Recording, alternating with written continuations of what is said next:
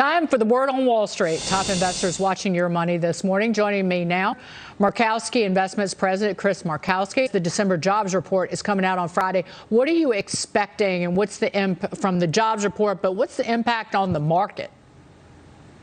Well, the impact on the overall market, right now is basically muted to some degree. We've obviously seen the markets rise, the old Santa Claus rally coming up. I'm looking more to what's happening in the future. You just did a story. We're talking about Chicago school districts shutting down. What does that mean to all the parents out there that have to scramble, that can't go to work?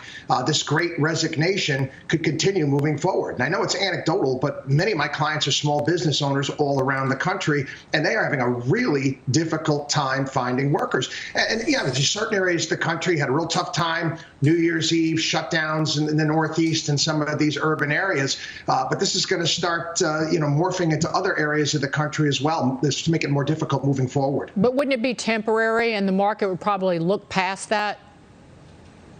Well, I think the markets are looking pretty much past everything, at this point in time. You're taking a look at what's going on and what's happened via the Santa Claus rally. I think the markets are trying to see what the Fed is going to be doing moving forward. We get the minutes coming out a little bit later on today.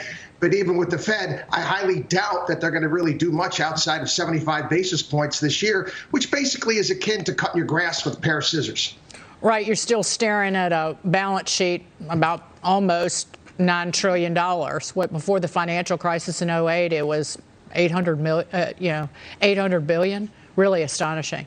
Thank you, gentlemen. Chris, what were you going to say before we go? No, I was just going to say, what can the Fed do? Our national debt is almost $30 trillion. Can they really raise rates? I mean, they're stuck in a box. Keith, you're shaking your head. The Fed is so far out to lunch, they're an insult to the cafeteria, Dagan. I will leave it at that, Keith, because I can't top it.